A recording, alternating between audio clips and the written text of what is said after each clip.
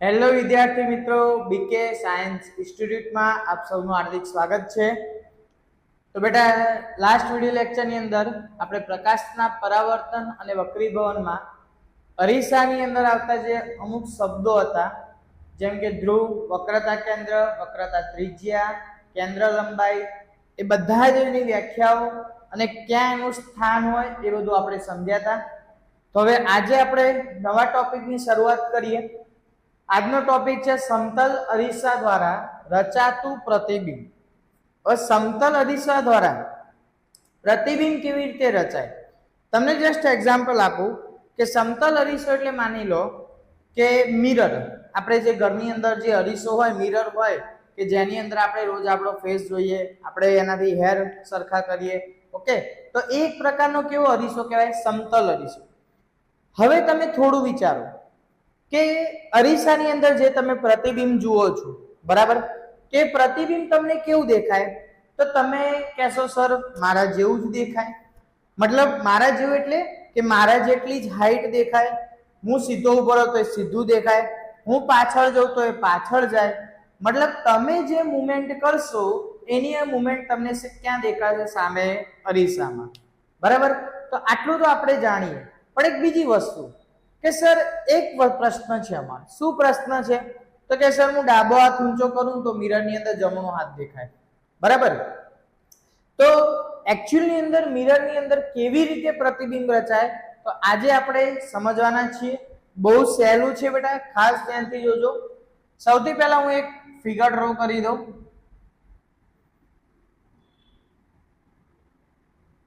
ચલો, હવે આપણે જાણીએ છીએ કે અરીસો હોય તો અરીસો કેવી રીતે બને? તો તમે કહેશો સર પાછળ કોટિંગ કરવું પડે, બરાબર। તો અહીંયા આપણે ધારો કે કોટિંગ કરી દઈએ, આ રીતે આપણે કોટિંગ કરી દઈએ। ચલો, આ તૈયાર થઈ ગયો એક સમતલ અરીસો, ઓકે। ચલો, પ્રતિબિંબ તો કોનું પડશે? તો તમે કહેશો સર વસ્તુનું પ્રતિબિંબ પડશે। તો ચલો અહીંયા કોઈ વસ્તુ આપણે મૂકીએ, હું નામ આપું છું AB, ઓકે। ચલો ધારો કે મેં વસ્તુનું નામ આપ્યું AB। હવે આપણે આગળ શીખી ગયા કે જ્યારે પ્રતિબિંબ રચાય તો પ્રતિબિંબ રચવા માટે જે તે વસ્તુ હોય એ ઉદ્ગમ તરીકે વર્તતી હોવી જોઈએ। એટલે કે ઉદ્ગમ મતલબ અહીંયાથી પ્રકાશના કિરણો આપાત થશે, તો આ પ્રકાશનું કિરણ આપાત થયું, અહીંયાથી પણ પ્રકાશનું કિરણ આપાત થશે। હવે આપણે જાણીએ છીએ કે પ્રકાશનું કિરણ આપાત થાય, આપણે આવું આગળ ભણી ગયા કે પ્રકાશનું કિરણ આમ આપાત થાય તો જેટલા ખૂણે આપાત થાય તેટલા જ ખૂણે એનું શું થાય? પરાવર્તન।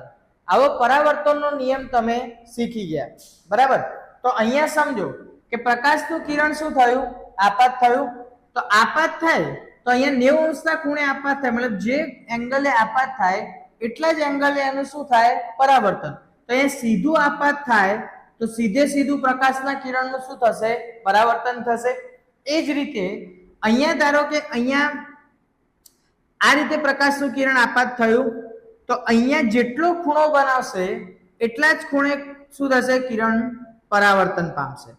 શું થશે? પ્રકાશનું કિરણ પરાવર્તન પામશે। મતલબ અહીંયા આપાત કોણ θi બનશે અને પરાવર્તન કોણ શું બનશે? θr બનશે, ઓકે।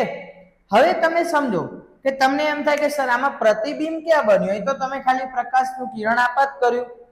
તો હવે અહીંયા સમજો જે આ પરાવર્તન પામેલા કિરણો છે એને હું સીધા ડોટેડ લાઈનથી અહીંયા બતાવું છું, આ ડોટેડ લાઈનથી હું બતાવું છું। જોયું બેટા, અહીંયા કિરણ હું સીધું આ રીતે આમ અહીંયા ખેંચું છું। ચલો, અહીંયા બે પરાવર્તન કિરણો ભેગા થયા તો અહીંયા તમને એ વસ્તુનું શું મળશે? પ્રતિબિંબ। શું મળશે? પ્રતિબિંબ। તો એનો અર્થ શું થયો કે અરીસાની પાછળના ભાગમાં જ્યાં જે બિંદુએ પ્રકાશના પરાવર્તન પામેલા કિરણો ભેગા થશે ત્યાં તમારું શું રચાશે? પ્રતિબિંબ। હવે તમે કહેશો સર કેટલું ડિસ્ટન્સ? તો જેટલા અંતરે તમે વસ્તુ મૂકી હશે એટલા જ અંતરે તમને શું મળશે? પ્રતિબિંબ, ઓકે। અને જે વસ્તુ અંતર હોય એને આપણે ડિનોટ કરશું U વડે, અને પ્રતિબિંબ અંતર હોય એને આપણે ડિનોટ કરીશું v વડે. ખ્યાલ આવ્યો? એકદમ સરળ છે બેટા. તો જુઓ આપણે બધા મુદ્દા લખીએ કે પ્રતિબિંબ કેવું પ્રાપ્ત થયું, બરાબર. તો અહીંયા પહેલા લખીશું કે સમતલ અરીસામાં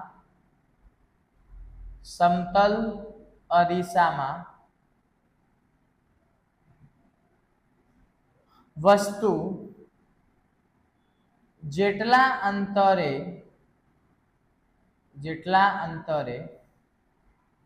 મૂકવામાં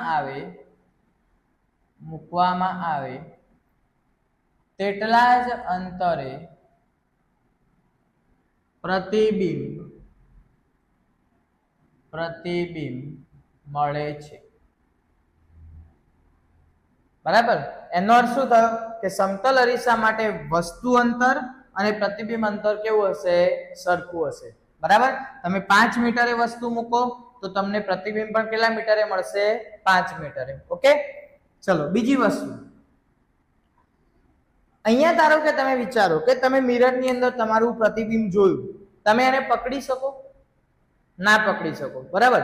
તો એનો સિમ્પલ અર્થ શું થયો કે સમતલ અરીસામાં જે પ્રતિબિંબ મળશે અથવા સમતલ અરીસામાં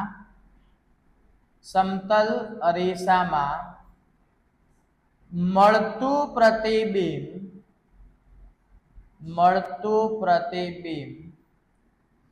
આભાસી અને ચત્તુ હોય છે. કેવું હોય છે? આભાસી અને ચત્તુ, બરાબર. ચલો ત્રીજું, ચલો આભાસી ચત્તુ તો ખબર પડી ગઈ, બરાબર. બીજું, એની હાઈટ કેટલી? તો તમે ધારો કે સવારે મિરરમાં તમારો ફેસ જુઓ તો તમારો એકચ્યુઅલ જે રિયલ ફેસ છે એના કરતા નાનો હોય કે મોટો હોય? એવું થાય? ના થાય, બરાબર. તો એનો અર્થ શું થયો કે સમતલ અરીસામાં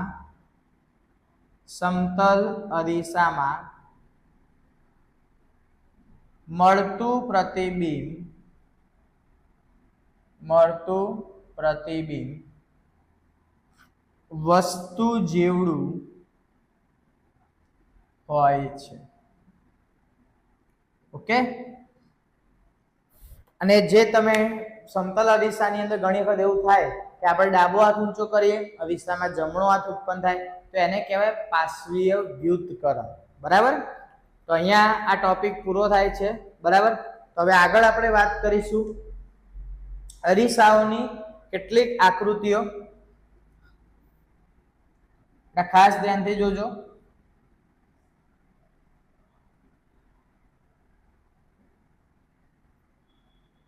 ચલો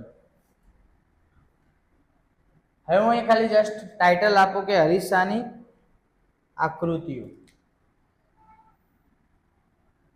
અરીસાની આકૃતિઓ. હવે અહીંયા સમજો, આ સૌથી મોસ્ટ ઇમ્પોર્ટન્ટ વસ્તુ છે. તમને એક વસ્તુ ખ્યાલ આવવો જોઈએ કે આપણે ગઈકાલે મતલબ જે આગળ મેં વિડીયો અપલોડ કર્યો એની અંદર મેં વાત કરી હતી કેટલાક પોઈન્ટ્સ. તો કે વક્રતા કેન્દ્ર, મુખ્ય કેન્દ્ર અને ધ્રુવ P.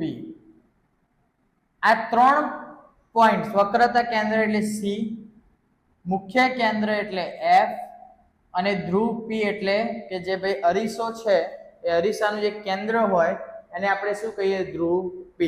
હવે ખાસ સમજો, તો અહીંયા આ જે 3 પોઈન્ટ છે, 3 બિંદુ છે, વક્રતા કેન્દ્ર, મુખ્ય કેન્દ્ર અને ધ્રુવ P.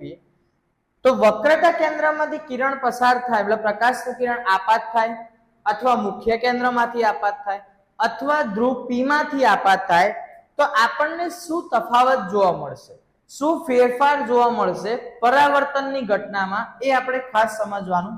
બીજી વસ્તુ, એક મુખ્ય અક્ષને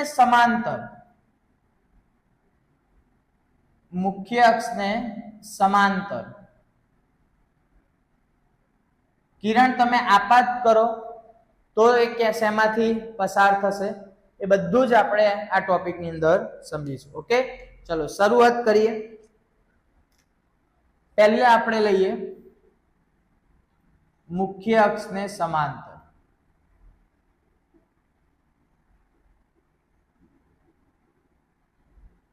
મુખ્ય અક્ષને સમાંતર. ઓકે,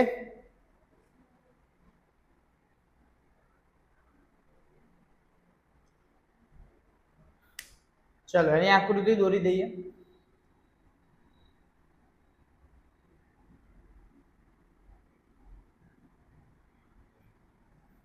આંતરગોળ અરીસો અને બીજો બહિર્ગોળ અરીસો.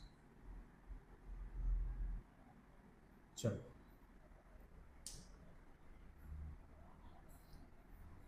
અરીસો છે એટલા માટે પાછળ આપણે કોટિંગ કરીશું.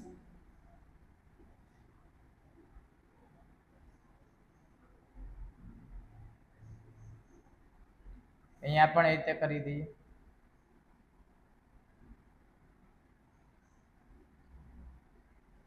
ચલો હવે અહીંયા ખાસ સમજો. ધારો કે સમજી લો કે અહીંયા પ્રકાશનું કિરણ, આ શું છે? મુખ્ય અક્ષ છે, બરાબર.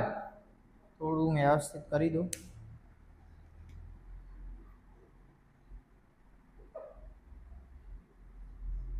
ચલો આ મુખ્ય અક્ષ છે એવું માની લો.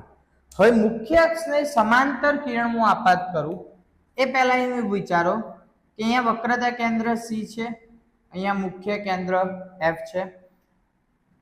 બહિર્ગોળમાં ક્યાં હોય? પાછળ હોય. તો અહીંયા શું હશે? મુખ્ય કેન્દ્ર એફ અને વક્રતા કેન્દ્ર સી. ઓકે, ચલો હવે પ્રકાશનું સમાંતર કિરણ આપાત કરું. કોને સમાંતર? મુખ્ય અક્ષને. તો મુખ્ય અક્ષને સમાંતર કિરણ મેં આપાત કર્યું. હવે આપણે જાણીએ છીએ કે આપાત કર્યા પછી એનું શું થશે? પરાવર્તન. તો એ પ્રકાશનું કિરણ મુખ્ય કેન્દ્ર એફ માંથી પસાર થશે. શેમાંથી પસાર થશે? પરાવર્તન પામી મુખ્ય કેન્દ્ર એફ માંથી. તમે કેવું આપાત કર્યું? તો કે સર મુખ્ય અક્ષને સમાંતર. પરાવર્તન પામી તો કે સર મુખ્ય કેન્દ્ર એફ માંથી પાસ થયું. એ જ વસ્તુ કોના માટે? બહિર્ગોળ અરીસા માટે. ચલો બહિર્ગોળ અરીસામાં પણ એ જ રીતે હું મુખ્ય અક્ષને સમાંતર કિરણ આપાત કરું, બરાબર. તો તમે એમ કહેશો સર આમાં તો આમ આવ્યું પાછું, અહીંયા તો અરીસાને આપાત થાય એટલે સિમ્પલ છે કે સર પરાવર્તન પામી જશે આ રીતે. તો અહીંયા તો ક્યાં પસાર થયું? તો જુઓ હું અહીંયા ધારો કે આ રીતે આ પરાવર્તન પામેલા કિરણને એમ ડોટેડ લાઈનથી દર્શાવું તો જુઓ ક્યાંથી પસાર થયું? મુખ્ય કેન્દ્ર એફ માંથી. તો અહીંયા જ્યારે બહિર્ગોળ અરીસો હોય તો એની અંદર અહીંયા સમજો જ્યારે અંતર્ગોળ અરીસો હતો તો મુખ્ય કેન્દ્ર એફ માંથી તમને કમ્પ્લીટ પરાવર્તન કિરણ થતું દેખાયું. તો એનો અર્થ એવો થયો કે અંતર્ગોળ અરીસામાં પ્રકાશનું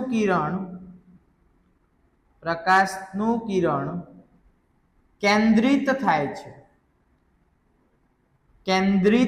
છે. ઓકે, અને જ્યારે બહિર્ગોળ અરીસાની અંદર કેન્દ્રિત નથી થતું, શું થશે? વિકેન્દ્રિત. કારણ કે અહીંયાથી આમ જતું રહ્યું પ્રકાશનું કિરણ, આપણે પરાવર્તન થાય પણ આપણને એવો આભાસ થાય કે પ્રકાશનું કિરણ શેમાંથી પસાર થાય છે? મુખ્ય કેન્દ્ર એફ માંથી. તો સિમ્પલ લખીએ બહિર્ગોળ અરીસામાં પ્રકાશનું કિરણ કેન્દ્રિતની જગ્યાએ શું થશે? વિકેન્દ્રિત થાય છે. ઓકે, ચલો બીજો આગળ સમજો. હવે અહીંયા તમે પ્રકાશનું કિરણ કેવું આપાત કર્યું હતું? તો કે સર મુખ્ય અક્ષને સમાંતર. તો એનો અર્થ શું થયો કે અરીસામાં પ્રકાશનું કિરણ મુખ્ય અક્ષને સમાંતર આપાત કરતા મુખ્ય કેન્દ્ર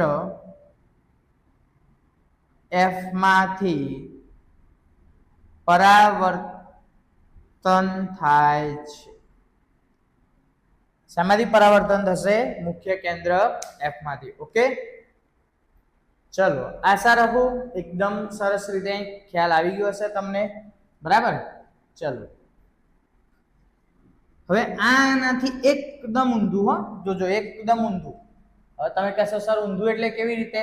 તો જુઓ, હવે આપણે આપાત કરીશું પ્રકાશનું કિરણ, પ્રકાશનું કિરણ મુખ્ય કેન્દ્ર F માંથી પસાર કરતા. હવે તમે એમ કહેશો સર પાછું F માંથી પસાર કરીશું? હા કરીશું. ચલો કેવી રીતે જુઓ, પેલા આપણે બે લેન્સ દોરી દઈએ.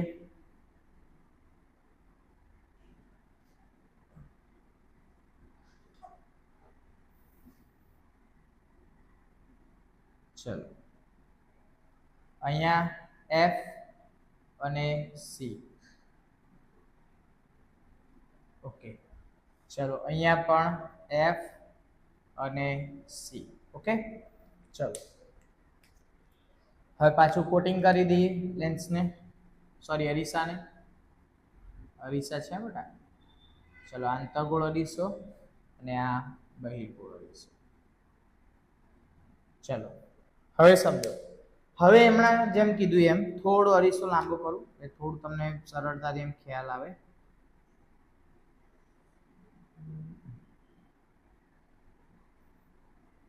સમજી શકો એટલા માટે. ઓકે, ચલો હવે અહીંયા સમજો. હવે હમણાં તમને શું કીધું કે પ્રકાશનું કિરણ મુખ્ય કેન્દ્ર F માંથી પસાર કરતા. તો ચલો પ્રકાશનું કિરણ આ રીતે ધારો કે મેં આપાત કર્યું, તો ક્યાંથી પસાર કર્યું? મુખ્ય કેન્દ્ર F માંથી. અને આપાત કર્યા પછી એનું શું થશે? પરાવર્તન. ચલો એ જ રીતે પહેલા હું અહીંયા આપાત કરી દઉં એટલે તમને ખ્યાલ આવે. ધારો કે અહીંયાથી મેં આપાત કર્યું, પાસ થયું મુખ્ય કેન્દ્ર F માંથી. ચલો જોજો બેટા, ખાસ સમજજો. હવે જુઓ આગળ હમણાં આપણે શું કર્યું? તો તમે કહેશો સર એમાં આપણે આપાત કર્યું હતું મુખ્ય અક્ષને સમાંતર અને પરાવર્તન થયું શેમાંથી? મુખ્ય કેન્દ્ર F માંથી. જ્યારે અહીંયા શું થયું? આપાત કર્યું શેમાં? મુખ્ય કેન્દ્ર F અને પરાવર્તન તો હવે જુઓ બેટા, પરાવર્તન શું થયું? મુખ્ય અક્ષને સમાંતર. અહીંયા પણ જુઓ મુખ્ય અક્ષને સમાંતર. તો સિમ્પલ એવું લખી શકાય કે જ્યારે અરીસામાં પ્રકાશનું કિરણ મુખ્ય કેન્દ્ર F માંથી પસાર કરવામાં આવે ત્યારે મુખ્ય અક્ષને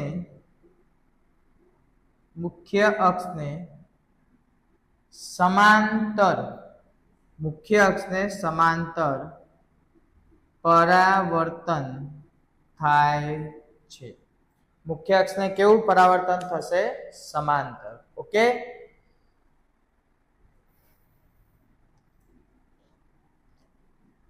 ચલો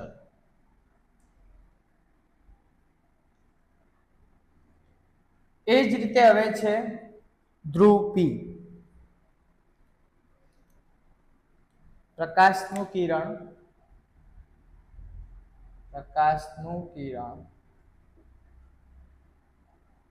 ધ્રુવ P પર આપાત કરતા. હવે ક્યાં આપાત કરીશું? ધ્રુવ P પર. ઓકે, ચલો ફરીથી આકૃતિ દોરી દઉં. ચલો અંતર્ગોળ અરીસો, અહીંયા શું હશે? ધ્રુવ P, મુખ્ય કેન્દ્ર F, વક્રતા કેન્દ્ર C. અહીંયા એ જ રીતે આકૃતિ દોરી દઉં. બહિર્ગોળ અરીસો, ચલો અહીંયા ધ્રુવ P, અહીંયા મુખ્ય કેન્દ્ર F, વક્રતા કેન્દ્ર C. ઓકે, ચલો ક્યાં આપાત કરવાનું છે? ધ્રુવ P પર. ચલો પ્રકાશનું કિરણ આપાત કરીએ ધ્રુવ P પર. ચલો તો ત્યાંથી જ શું પામશે? પરાવર્તન. સેમ જ વસ્તુ અહીંયા કદ થશે, ધ્રુવ P પર આપાત કર્યું અને ત્યાંથી શું થયું? એનું પરાવર્તન. તો અહીંયા સિમ્પલ સમજી લો કે ધ્રુવ P પર જ્યારે તમે પ્રકાશનું કિરણ આપાત કરો છો, જ્યારે પ્રકાશનું કિરણ તમે આપાત કરો તો જેટલા ખૂણે આપાત થશે એટલા જ ખૂણે ધ્રુવ P થી એનું શું થશે? પરાવર્તન. ઓકે, એટલે સિમ્પલ એવું લખી શકાય કે અરીસામાં પ્રકાશનું કિરણ ધ્રુવ P પર આપાત કરતા જેટલા ખૂણે આપાત થશે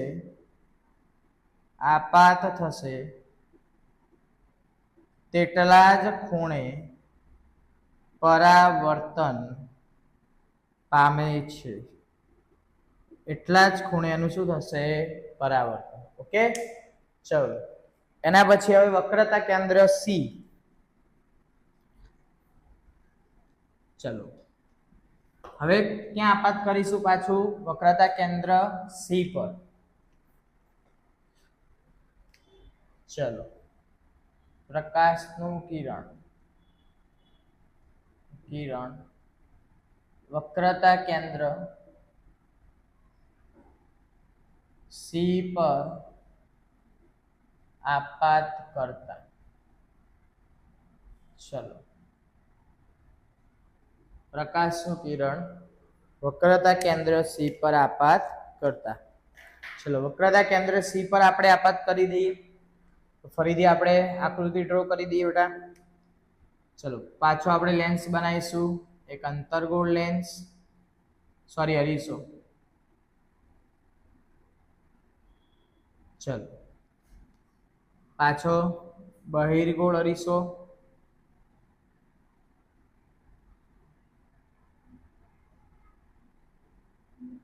અહીંયા ધ્રુવ P, અહીંયા વક્રતા કેન્દ્ર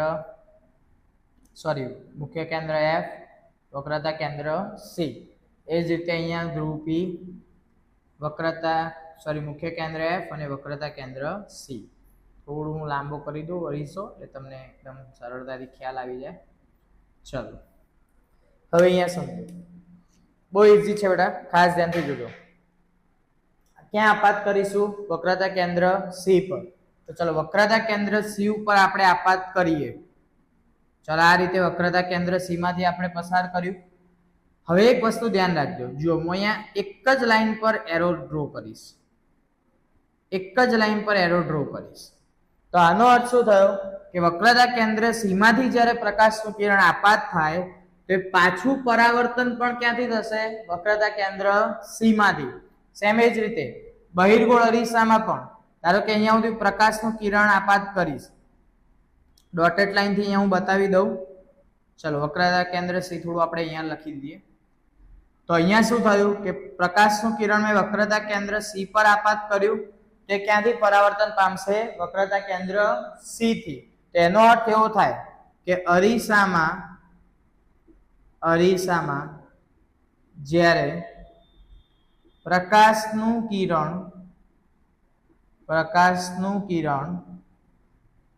વક્રતા કેન્દ્ર C પર આપાત થાય ત્યારે તે કિરણ વક્રતા કેન્દ્ર C પરથી જ પરાવર્તન પામે છે. ઓકે, હું આશા રાખું બધાને ખ્યાલ આવી ગયો હશે. સૌથી પહેલા આપણે શું કર્યું બેટા? તો કે પ્રકાશનું કિરણ મુખ્ય અક્ષને સમાંતર આપાત કર્યું. શેમાંથી પાસ થયું? મુખ્ય કેન્દ્ર F માંથી. પછી આપણે મુખ્ય કેન્દ્ર F માંથી આપાત કર્યું તો એ મુખ્ય અક્ષને સમાંતર પરાવર્તન થયું. એના પછી આપણે ધ્રુવ P ઉપર આપાત કર્યું તો એટલા જ ખૂણે એનું ધ્રુવ P થી શું થયું? પરાવર્તન. અને છેલ્લે આપણે વક્રતા કેન્દ્ર C માંથી આપાત કર્યું એ વક્રતા કેન્દ્ર સી માંથી એનું શું થયું પરાવર્તન. ઓકે, આ બધું ખૂબ જ ઇમ્પોર્ટન્ટ છે. જ્યારે તમે એક્ઝામ્પલ ગણશો એની અંદર બહુ જ કામ લાગશે. એટલે દરેક વિદ્યાર્થીને ખાસ જણાવી દઉં કે એકદમ આ જે બેઝિક છે એ ખાસ તૈયાર કરજો. ઓકે, અને ચેનલને સબસ્ક્રાઇબ ના કરી હોય તો ચોક્કસથી સબસ્ક્રાઇબ કરજો, જેથી નવા બધા જ વિડીયોની નોટિફિકેશન તમને મળતી રહે. Okay, thank you.